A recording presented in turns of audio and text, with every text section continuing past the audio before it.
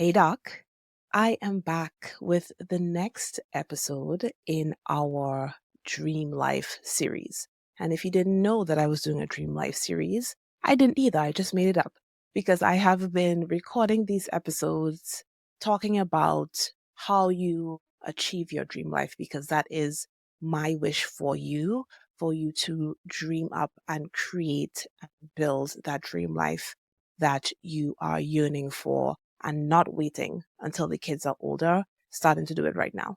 So, previously in the other episodes, I talked about creating the time and the energy and the mental space to even be able to dream, right? You have to have support, you have to have childcare, you have to have physical energy to be able to just think about what it is you truly want out of this life, out of motherhood, out of your medical career, so you have to have the support. So that's step one.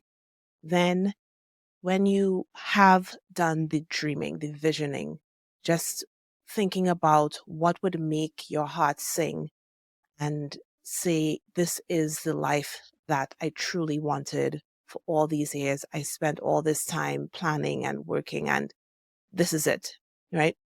You've done that, and you want to hold that dream, that vision in your head at every possible moment, not perseverating or in a pathological way, but enough where it is a constant present in your mind for your subconscious and in your heart.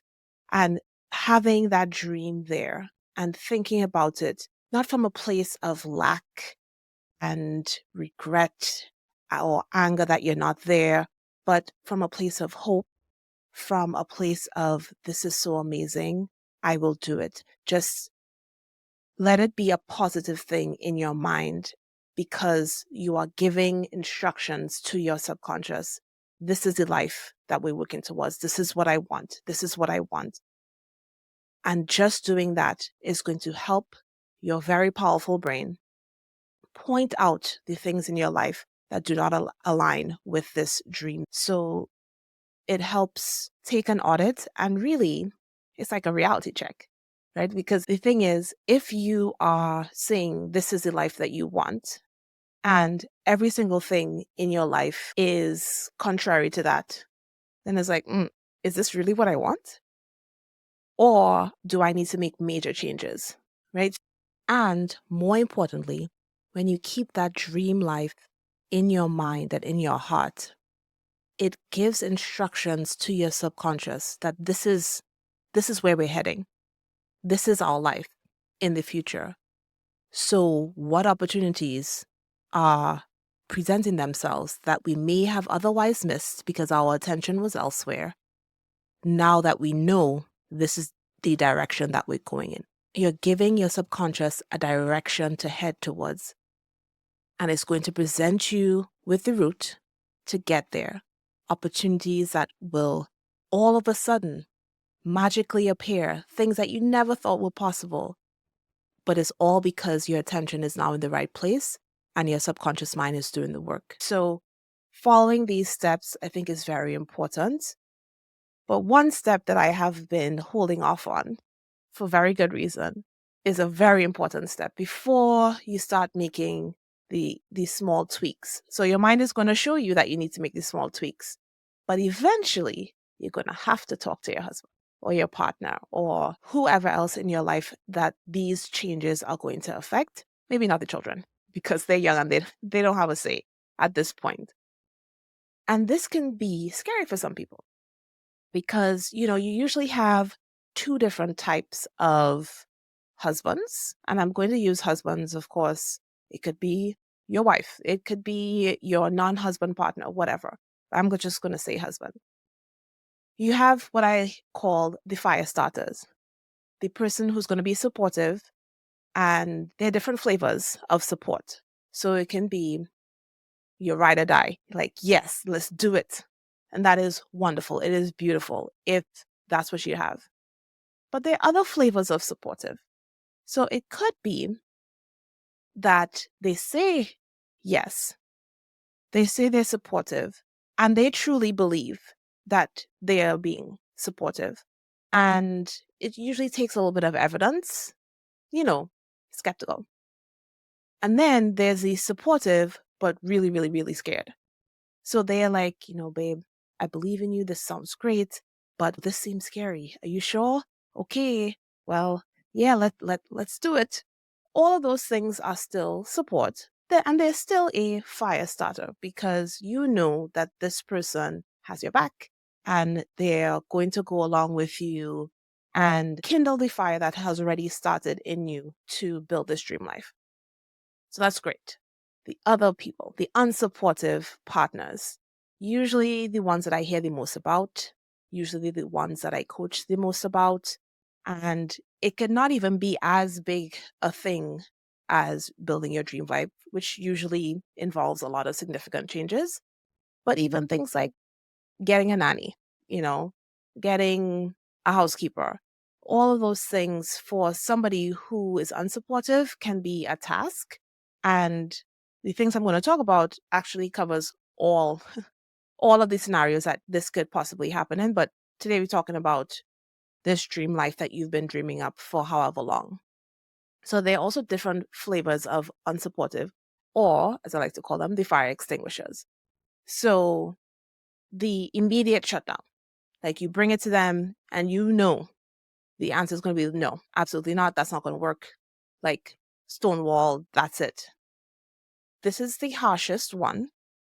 Not impossible, but it can be really demoralizing, to have that reaction, especially for something so vulnerable and tender and something that at this point you may be excited about. So it's unfortunate, but I know that it is the reality for some people. Then there's a flavor of cautious that because they are so cautious, because they are so scared, because they have been so conditioned to follow the status quo, it is fueling this is not going to work. It's like, no, we cannot do this. And they have all of the reasons why they're very logical and they're very firm. This cannot happen. But when you really drill down, a lot of that is born out of fear of the unknown, fear of not succeeding, fear of you having this big dream and y'all no longer being on the same page. There's a lot of different nuanced places that fear can come from. And it is really important to recognize the fear because if all you get from it is he's saying no, it can cause you to, one, not really see him. And it's a lost opportunity to connect on a really deeper level because, fear is coming from a vulnerable place. But also, you can't negotiate properly because you don't actually know what the problem is, right? So if you're just saying, he's unsupportive, you never support me, all of that, and you're not addressing the fact that there's fear there, chances are the no will continue to be a no. And then there's a different flavor of unsupportive, of fire extinguishers, where the conditioning and all of those things are so strong that it's not even fair. It is just complete disbelief. It's like, this cannot happen. They think you are insane. And they were like, well, yeah, that's for other people. They believe it can happen, but just not for you, not for you all. So it is just like, no, you're crazy. They cannot wrap their brain around something that is not what they have already experienced or seen, which maybe that's what your dream is made up of, or even going off of the path. So you can be bringing forth a plan that is not even that wild. Like, I'm not talking about you quitting your job and going to travel around the world with the children. It could just be a slight veer off of what is this traditional path, the plan that you all had. And it's just like, well, no, people don't do that. People like us don't do that. Like, no. So all of those are fire extinguishers, unsupportive partners that you may be faced with. And notice I didn't say it was impossible to face them and to talk it through and to, proceed with building this dream life. It's just going to be more difficult. So The reason I went through those differences is because it is important for you to know who you have married, because it is important for the negotiation. Remember, every ask is a negotiation.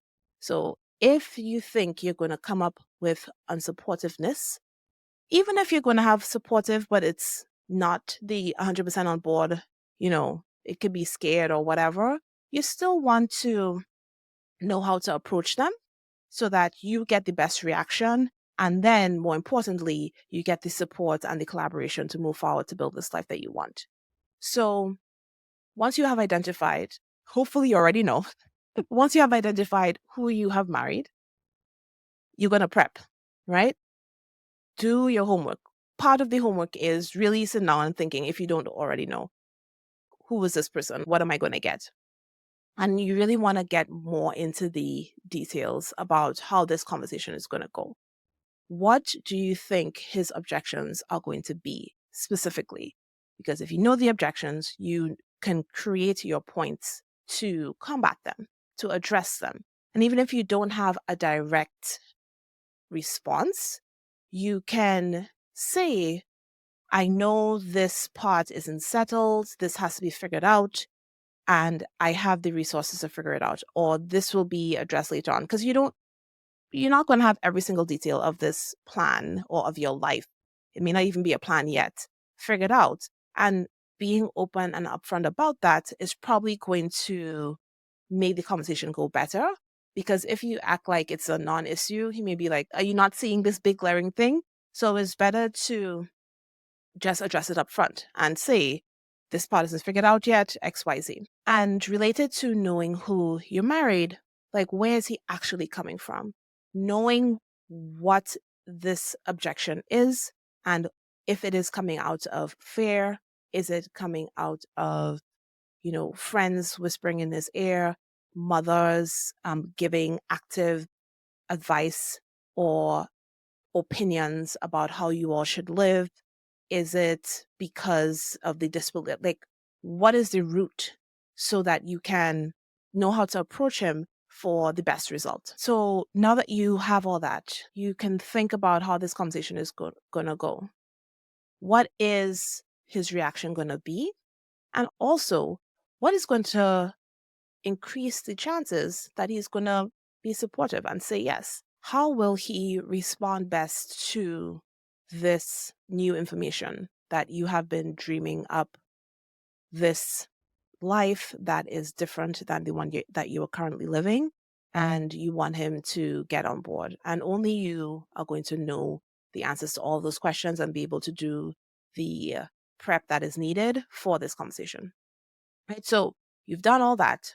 Next step is to actually start the conversation. So, a lot of people start the wrong way and then wonder why the conversation went badly. And this is not judgment. I used to do it too. I've had a lot of coaching to get here to be able to tell you this stuff, right? So I spend all the money so you don't have to. Making sure the mood is right is much more important than you may realize. So you want to make sure that you ask first if the conversation can happen.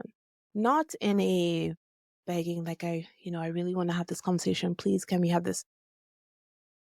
Making sure that you are setting yourself up for success and setting him up for success. So the way we do it in our house, hey babe, I want to talk to you about XYZ, is now a good time. That way you are acknowledging that the other person may be doing something. You are assessing their mood and their receptiveness to, what you're about to tell them. And when you do that, you've already started on a high note. Your partner feels considered, they feel seen.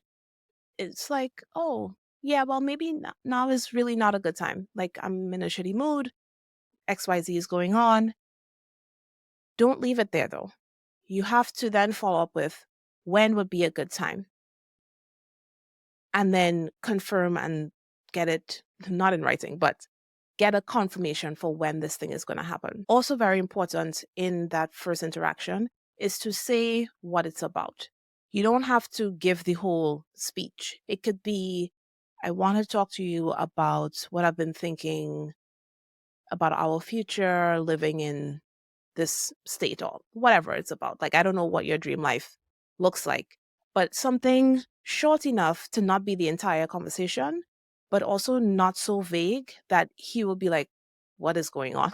Like, what did I do? What did she do? Like, you don't, this is not a we need to talk text. That is not what I'm talking about. This is, hey, I want to talk to you about this thing. It is really important to me. Oh, that's another point. Making sure that he knows a little bit of how you are feeling about this topic. So if you're coming to tell him a joke, or you're coming to tell him gossip, or you're coming to complain, that is different than I have something really important to talk to you about, something I've been thinking about for a while. You know, it's been on my heart. If it'll be good for the both of us. It is about this is now a good time. He says, no, it's not. Okay, then when would be? You get your time and then you come back. Or if he says, yeah, okay, yeah, I'm all ears. I'm intrigued. You proceed and start the conversation, right? So when you start this conversation, you tell him everything. You're so excited. And maybe you knew he would respond well to a PowerPoint presentation. So you stop the presentation, not judging. You know your husband. Do what you think he will respond best to. So you stop the presentation and you look at him. And he's like, the look on his face is all scrunched up. And the first thing out of his mouth is, are you crazy? And you feel crushed. All of the blood just drains out of your body. Shoulders slump. And you're just like, I can't believe you said that. I knew I shouldn't have told you anything. I knew this would happen. Like you just feel so sad and betrayed and really just hurt. That is understandable. But I want to introduce an idea to you because you have been listening to my podcast and because you have been ruminating on these ideas for a while. It is not unreasonable for somebody who hears it for the first time and it is this full dream. You know, it may not be detailed out, but it's still a lot of brand new information about his life that he had no idea about all at once. He may not have the tools to express himself properly the first time. He may be in shock. Give him a little bit of grace. If that is the first reaction, if he's one of the types of husbands that is not the stonewall immediate no. Because if that's usually the reaction that you're going to get, then that's just who he is and that's a whole separate thing. But in general, even the most supportive, they may still, the shock of it may make something come out of their mouths that is just not the response that you wanted because you were so excited about this dream that has been living in you for all of this time. So if that is the first reaction, don't take it as this is over. I'm never going to talk to you again. Scrap the dream life. It's not happening. It doesn't have to be all that. So be prepared for a less than eloquent initial response. But whatever you get, continue talking to him. This is not like a one and done type of thing, especially if the answer is no. So in general, in negotiations, in your asks, which are the same thing, no is not the end. It is an invitation for you to be curious about why this is a no, because there is always a reason. Even in the immediate no category of fire extinguisher, there's always more to this story. And the only way that you're going to find out is to be curious.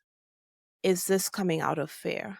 Has somebody been in his ear? Is it jealousy? Is it, that they had their own dream life that they were dreaming of and they didn't tell you? And now this is coming in and it's like indirect conflict. You will never know without some level of curiosity. And you'll also never convince them to change their minds if you don't find out why. So ask questions. If you feel like you're too hurt, too elevated, too whatever, or he is in that moment, maybe do it at a different time, like address it at a different time. But this does not have to be the conversation you have. And if it doesn't work out, that's the end of it. Give him time to marinate on it, to have his subconscious work through all of his things, because you know, it may show him things, things may come up, but keep at it, keep talking. And really, to avoid all of this, the ideal would be, as you are following these steps for dreaming up the dream life and holding it in your heart and seeing the things that don't align, that you are talking to him along the way, right? This is your partner. This is the person you decided to share your life with, decided to raise kids with. It is just better for the dream to be shared along the way. Take him along on the journey. Have him listen to the episodes so that he can do his own. And ideally, you all vision together if you plan to be together, right? So you have your steps. This is usually the biggest hurdle, either imagined or real, but you can do it. And if the idea of bringing this dream that is so tender to you and so precious to your partner is just too much for you to bear, you feel nauseous, you feel like it's just not going to go well, this is one of the major things that I coach my clients about, and I can help you get through it. There are ways to do it to be most effective, and it's obviously the most effective when there are details, which comes with an intimate one-on-one coaching relationship. So schedule a free coaching session with me. The links are in the show notes on my website, drtoyacoaching.com, or you can DM me, PM, email, hello@drtoyacoaching.com, because you can share this in a way that will get you all on the same page. You can readdress it if the first answer is no, to get you all on the same page and really start to dream and vision together to make that dream life happen. So I want you to choose a time where you're going to talk to him, do your prep work, set the stage, ask him if he's available, and go for it. Make your PowerPoint presentation if that's what you need to do, and go for it. Doc, I want you to start on this path to your dream life, and I'm giving you the steps to do it. You can do it. I believe in you. Right? So share this episode with another physician mom who is dreaming and hoping that she can get her husband on board for that dream that she has in her heart. Make sure that you leave a 5-star review on Apple Podcasts and a 5-star rating everywhere else so that more physician moms can start this journey on building their dream lives. I will see you on the next episode of Stethoscopes and Strollers.